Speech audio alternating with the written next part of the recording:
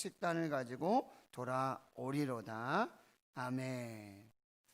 말씀의 제목은 그날에 우리 함께 보리라. 그날에 우리 함께 보리라. 이 시편 126편은 이 바벨론 포로 시대가 이 배경이 되어지고 있습니다. 유배를 당했을 때 자유를 잃어버리고 성전이 파괴되고 마음껏 예배할 수도 없고 함께 모일 수도 없고 하나님을 예배하고 찬양할 수도 없는 그런 상황 속에 그렇게 지어진 시편입니다. 암흑기와 같고요, 재앙의 때와 같은 시기에 지어진 시편이에요. 오늘날 우리 코로나19 팬데믹 그런 상황입니다. 자유롭게 예배할 수도 없고 하나님 앞에 이 찬양하는 것도, 박수치는 것도, 기도하는 것도, 예배하는 것도 어색해지고 그런 시대에 우리에게 주시는 하나님의 말씀입니다. 깜깜하죠. 암흑과 같고 미래가 보이지 않는 그런 시대예요. 그런데 하나님께서 말씀하셨어요. 편지를 보내주셨어요. 예레미야 29장에 여호와의 말씀이니라 너희를 향한 생각을 내가 아나니 평안이요 재앙이 아니니라 너희에게 미래와 희망을 주는 것이다. 너희 이것은 재앙이 아니라 평안이다. 그리고 미래와 희망을 주는 것이다. 이 희망의 편지 메시지를 주셨다는 말씀이에요. 그래서 그들은 항상 질문을 했죠. 하나님이 누구신가? 하나님은 어디에 계시는가? 하나님은 무엇을 하시는가? 하나님은 나를 사랑하시는가? 하나님의 계획이 무엇인가? 하나님에게 미래가 있는가? 지금 우리에게는, 지금 이 상황 속에는 빛이 안 보이고 미래가 없고 암흑이고 재앙 같은 이 시대에 하나님에게는 미래가 있는가? 하나님의 계획은 무엇인가? 이런 질문들을 하고 있었다는 거예요. 근데 오늘 우리가 꼭 성경을 읽으시면서 여러분이 반드시 묵상해야 될 것은 그 본문에 나오는 하나님이 누구신가를 묵상하셔야 돼요. 하나님이 어떤 분이신가를 묵상하고 그 하나님을 찬양하는 이것이 첫 번째 단계가 되어야 돼요. 그래서 오늘 하나님이 누구신가를 한번 볼까요? 1절에 보니까 이 주어가 여호와께서 시온의 포로를 돌려보내실 때에 우리는 꿈꾸는 것 같았도다. 이 1절의 말씀은 미래 시제입니다. 하나님은 누구신가? 하나님에게는 미래가 있으신가? 하나님에게는 계획이 있으신가? 하나님은 무슨 일을 하고 계시는가? 이 질문에 오늘 하나님께서 말씀하세요. 미래 시제인데요, 바로 출바벨론, 바벨론의 포로를 다시 돌려보내 주시고 회복시켜 주실 것이다 라고 하는 미래의 청사진을 가지고 계시는 하나님을 말씀해 주고 있어요. 꿈 같은 일이 일어날 것이다. 꿈 같은 역사를 계획하고 이루어 주실 하나님을 소망하고 기대하고 있습니다. 2절은요 과거 시제로 되어 있습니다. 그때에 우리 입에는 웃음이 가득하고 우리 혀에는 찬양이 찼었도다. 그때 문 나라 가운데서 말하기를 여호와께서 그들 위해 큰 일을 행하셨다 하였도다. 이것은 두 가지 의미예요. 첫 번째는 이 출바벨론의 그 역사를 이루실 그 하나님을 말씀하시는 거고, 두 번째는 뭐냐면 이미 과거에 이루어 주셨던 출애굽의 역사예요. 출애굽하게 될 때에 우리 입에 슬픔이 변하여 웃음이 되고 눈물이 변하여 탄식이 변하여 기쁨이 되고 찬양이 되었음을, 하나님께서 우리를 위하여 이미 큰 일을 이루어 주셨음을, 미라클, 기적을 이루어 주셨던 그 하나님을 다시 고백하고 있는 것입니다. 그래서 하나님께서 성전을 회복시키고 예배를 회복시켜 주셨던 그 놀라운 은혜를 말씀해 주고 있는 것입니다. 3절에도 과거의 시제예요. 여호와께서 우리를 위하여 큰 일을 행하셨으니 우리는 기쁘도다. 여기 1절, 2절, 3절의 주어는 모두 여호와 하나님이십니다. 우리 인생과 우리의 역사를 주관하시고 다스리시고 통치하시는, 새롭게 창조하시는 그 하나님을 고백하고 증거하고 있는 것입니다. 4절에는 다시 시제가 미래로 바뀌어지게 됩니다. 주어는 동일합니다. 여호와 하나님, 우리의 포로를 남방 시내들 같이 돌려 보내소서.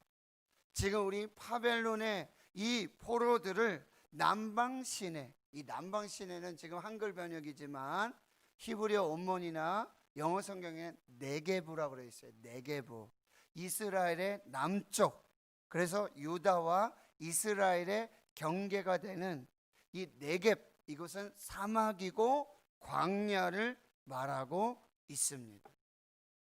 이 남방 시내들이 사막과 같고 광야 같은 이 시내들, 원래 시내들인데, 그런데 물이 바짝 말라가지고 메마르고 황폐한 황무지가 되어집니다. 그런데요, 거기에 하나님께서 하늘문을 여시고 이른 비와 늦은 비를 내려주세요. 그러면요, 그 바짝 말랐던 황무지가 되고 황폐했던 그 시내들이요, 급류가 흐르는, 홍수가 나는 그런 놀라운 역사들이 나타나게 돼요. 이것을 와디라고 그럽니다. 가물었을 때는 그냥 자갈밭이고 사막이고 광야와 황무지, 아무것도 없는, 그런데 하늘문이 열리고 하나님께서 축복과 은혜의 이 이른 비와 늦은 비를 내려주실 때는 순식간에, 그리고 그 놀라운 생명으로요, 꽃이 피고 열매를 맺고 새들이 울고 놀라운 천국과 같은 그 역사들이 나타나는, 이게 남방 시내들이라고 한다는 거예요. 그런데 이 네겝 광야, 사막 광야, 황무지, 이것은 지금 코로나19로, 이 팬데믹으로 예배할 수 없는 지금 교회와 성도들의 이 황폐한 그런 심령을 또 반영해 주고 있는 것도 마찬가지라. 근데 하나님께서 뭐요? 성령의 비를 내려주시고 성령의 역사가 나타나면 그 광야와 사막, 황무지 모든 것이 죽어 있는 그곳에 하나님의 생명과 열매로 충만하게 될 것이다 라고 하는 미래의 희망과 소망의 메시지를 주고 있는 거예요. 그런데 이 변화는요, 순식간에 이루어집니다. 순식간. 그 네겝이, 그 광야가, 사막이, 황무지가 물이 흘러서 꽃이 피고 열매가 나타나는 그 놀라운 역사들은요, 순식간에, 한순간에 나타나게 될 것이다. 그것을 소망하고 있는, 이것이 하나님의 역사고 이것이 성령의 역사가 된다라고 하는 것입니다. 말씀을 한 곳 찾아볼게요. 이사야 32장, 시편에서 이제 잠언 지나고 아가서를 지나면 이제 선지서들이 나오게 돼요. 이사야, 여러분 말씀을 펴서 읽으실 때 그 말씀의 역사들이 나타납니다. 32장 15절, 이사야 32장 15절. 자, 같이 읽습니다. 잡아자. 이사야, 죄송합니다. 예레미야를 찾고 있었어요. 이사야 32장. 자, 15절 말씀 시작. 마침내 위에서부터 영을 우리에게 부어주시느니 광야가 아름다운 밭이 되며 아름다운 밭을 숲으로 여기게 되리라. 아멘. 이게 이스라엘의 이제 회복인데요. 마침내 위에서부터 영을 우리에게 부어주신다. 이 영은 성령입니다. 성령을 부어주시면, 하나님이 역사하시면 이 광야가 밭이 되는데 이 밭은 아름다운 숲과 같이 변하게 될 것이다. 놀라운 회복의 역사를 말씀해 주고 있다라고 하는 거예요. 다시 여러분 본문으로 와 보십시오. 시편 126편에. 그런데 여러분, 지금 미래와 또 과거 그리고 다시 미래를 말씀해 주고 있지만, 그럼 현재는 어떠냐? 현재가 5절 6절 말씀에 같이 읽습니다. 시작. 눈물을 흘리며 씨를 뿌리는 자는 기쁨으로 거두리로다. 울며 씨를 뿌리는 나가는 자는 반드시 기쁨으로 그 곡식단을 가지고 돌아오리로다. 이게 우리의 현재예요. 지금 이스라엘의 현재입니다. 눈물 나는 인생이에요. 울 수밖에 없는 그런 인생의 날이에요. 그런데 그렇게 눈물 나고 울 수밖에 없는 이 코로나19 팬데믹 속에 메마르고 강팍하고 희망이라고는, 소망이라고는, 미래라고는 찾아볼 수 없는 우리 현재 속에 또한 우리가 해야 할 일이 있음을 말씀해 주고 있다는 거예요. 울고 눈물 나는 그런 현 상황이지만 그때에 우리가 해야 될 일이 있다는 거예요. 눈물을 흘리며 씨를 뿌려야 한다. 지금 눈물 나고 마음껏 예배할 수도 없고 이렇게 메마르고 황폐한 우리 심령, 이 상황 속에서 그럼에도 불구하고 우리가 해야 될 일은 눈물을 흘리며 씨를 뿌리는 것이다. 그래야 반드시 기쁨으로 거두게 된다는 거예요. 지금 울며 한 알에 씨를 뿌리러 나갈 때에 반드시 기쁨으로 그 한 알의 씨앗이 곡식의 단을 맺게 해주시는 하나님의 역사를 이루게 될 것이다 라고 말씀하고 있어요.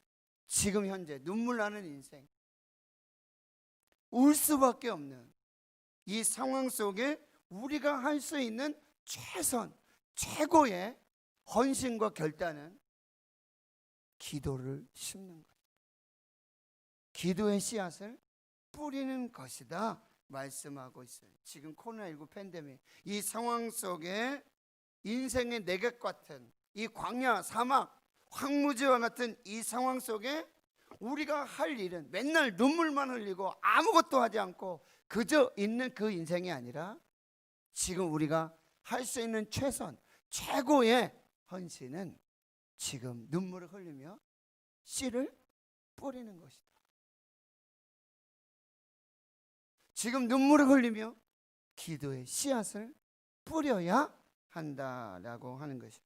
여러분, 기도의 씨를 뿌리고 기도를 심는다는 것은 농사를 짓는 것과 같습니다. 여러분, 농사를 지을 때 씨를 뿌리면 바로 다음 날 열매를 거두고 수확을 할 수 있는 것이 아닙니다. 씨를 뿌리고 난 후에는 반드시 싹이 나고 자라고 열매 맺기까지의 과정이 필요해요.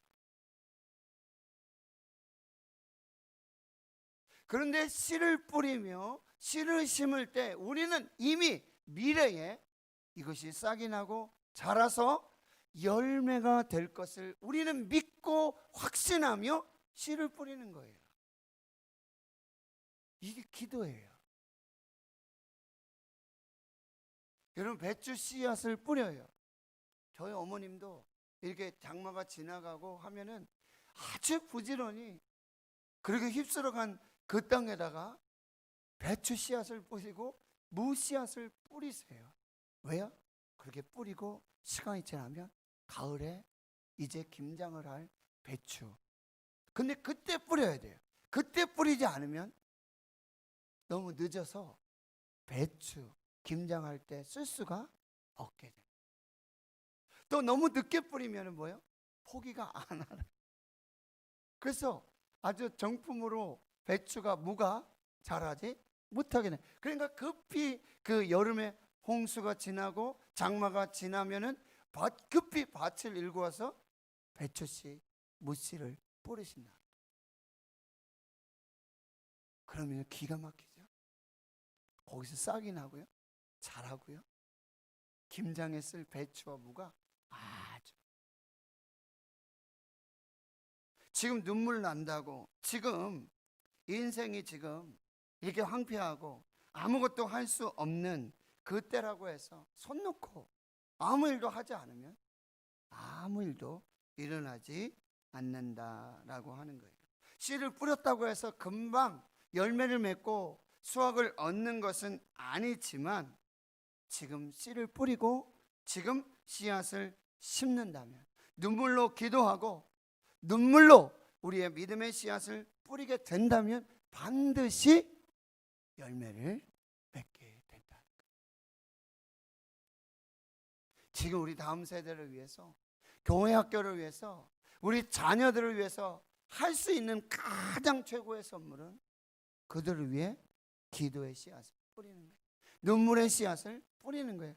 제가 장인어른 말씀을 잠깐 드렸지만, 결코 예배할 수 없고 결코 기도할 수 없는 그 상황 속에 자녀들을 위해서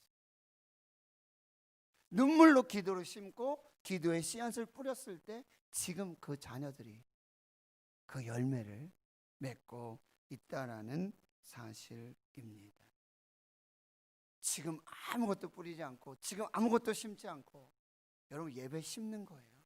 기도 심는 거예요. 기도 뿌리는 거예요. 지금 아무것도 뿌리지 않으면서, 지금 아무것도 심지 않으면서, 지금 예배하지 않으면서 하나님의 은혜와 복, 축복의 열매, 이것을 뭐라 그래요? 갈라디아서 6장 7절 이하에 보면 스스로 속이지 말아라.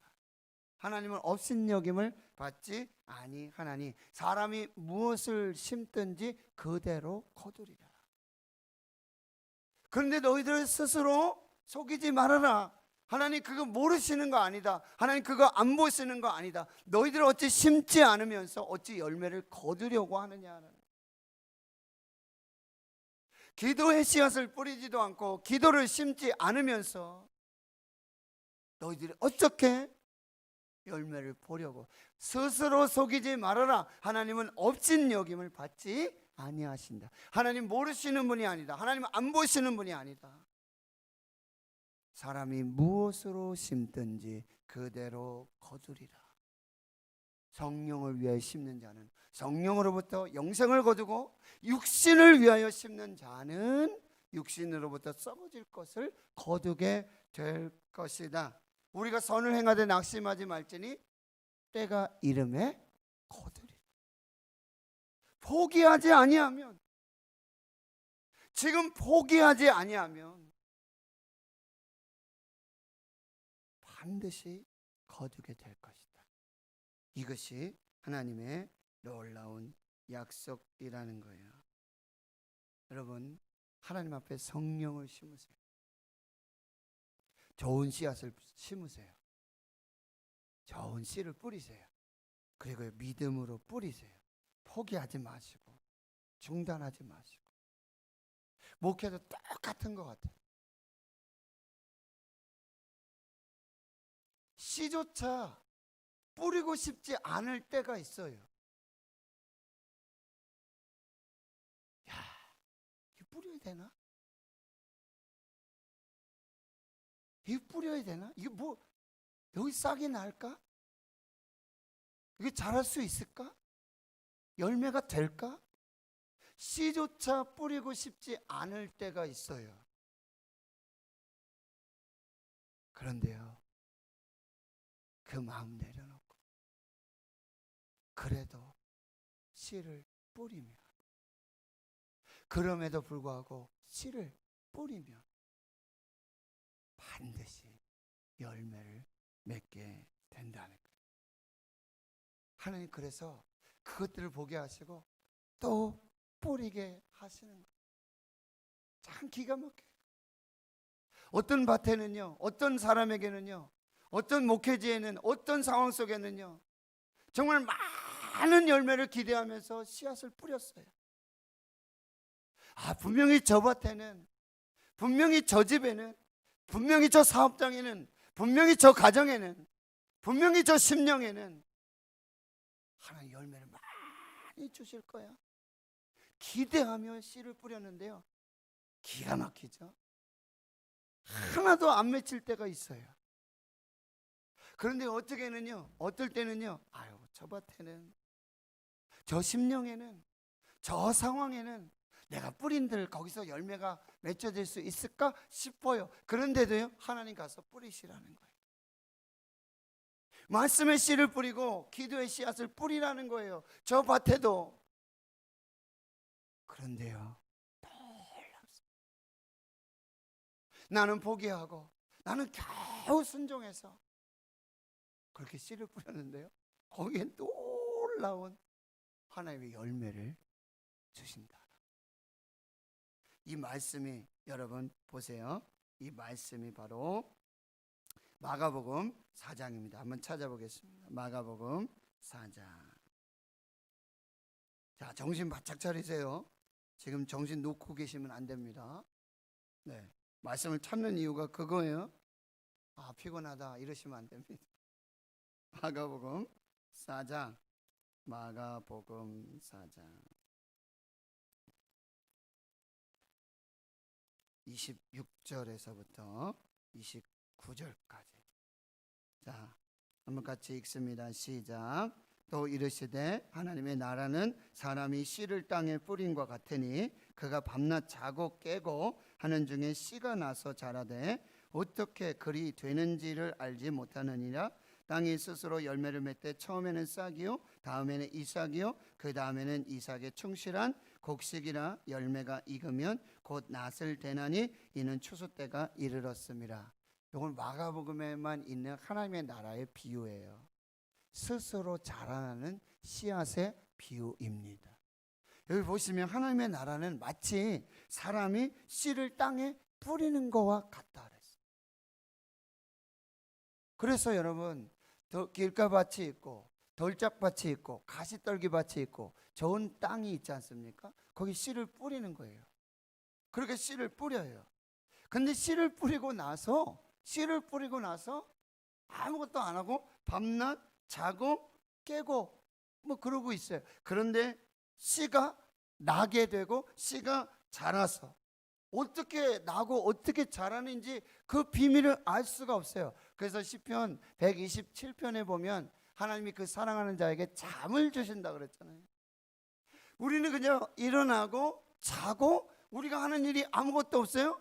그런데 그 자는 중에, 그 일어나는 중에 하나님은 쉼없이 일하고 계십니다. 우리가 씨를 뿌리고 나면 우리가 싹을 틔우는 게 아니에요. 우리가 자라게 하는 게 아니에요. 우리는 씨를 뿌리기만 하면 돼요. 기도의 씨앗을 뿌리는 거예요. 기도를 심는 거예요. 그리고요, 자고 깨고 일어나고 자고, 그리하면 하나님께서 거기 싹이 나게 하시고 자라게 하시고 뭐요? 충실한 이삭이 돼서 곡식이 되어져서 열매 맺게 하신다라고. 이게 놀라운 기도의 비밀이에요. 여러분, 기도하면서 내가 뭘 하려고 하는 게 아니에요. 기도를 심으시면 돼요. 기도를 뿌리시면 돼요. 그러면 하나님이 자라게 하시고 하나님이 열매 되게 하신다. 이게 하나님 나라의 비밀이에요. 지금 눈물 나고 지금 아프고 슬프고 아무것도 안, 그러나 씨를 뿌리세요. 기도의 씨를 뿌리고 기도를 심으세요. 그리하면 거기서 하나님이 자라게 하시는 역사를 보게 하죠. 이 고린도전서 3장 5절 또 한번 찾아봅니다. 고린도전서 신약 성경이죠. 3장 265페이지 고린도전서 3장. 자, 이제 다 왔습니다. 조금만 더 집중하고요, 우리 기도하도록 그렇게 할게요. 3장 5절부터 한번 제가 읽습니다. 그런즉 아볼로는 무엇이며 바울은 무엇이냐? 그들은 주께서 각각 주신 대로 너희로 하여금 함께 한 사역자들이니라. 6절 같이요. 시작. 나는 심었고 아볼로는 물을 주었으되 오직 하나님께서 자라나게 하셨나니. 바울은 심고 아볼로는 물을 주었어요. 자라나게 하신 분은 하나님이죠. 그래서 그 이하에 말씀하시죠. 그런즉 심는 이나 물 주는 이는 아무것도 아니고 오직 자라게 하시는 이는 하나님 뿐이시니라. 우리가 할 수 있는 최선의 헌신과 선택은 지금 눈물 나는 인생, 아무것도 보이지 않는 인생, 이 암흑과 같은 이 코로나19 팬데믹 속에 우리는 그럼에도 불구하고 예배하고, 그럼에도 불구하고 기도하고, 그럼에도 불구하고 찬양하고, 우리가 기도를 심고 예배를 심고 기도의 씨앗을 뿌리고 예배를 뿌릴 때 하나님 자라게 하셔서 열매 맺게 하시는 놀라운 역사들이 나타나게 될 줄을 믿습니다. 그럼 마무리, 여러분 동안교회 김영준 목사님 하실 거예요. 목사님이 이런 간증을 하십니다. 최악의 상황, 최악의 조건, 그 불가능의 상황, 불가능의 조건을 예수님께 올려드려라. 오병이어 설교를 하시면서 이렇게 말씀하세요. 아내가 임신 8개월이 됐는데 갑자기 출산의 징조가 있어서 병원에 갔는데 죽은 아이를 낳았어요.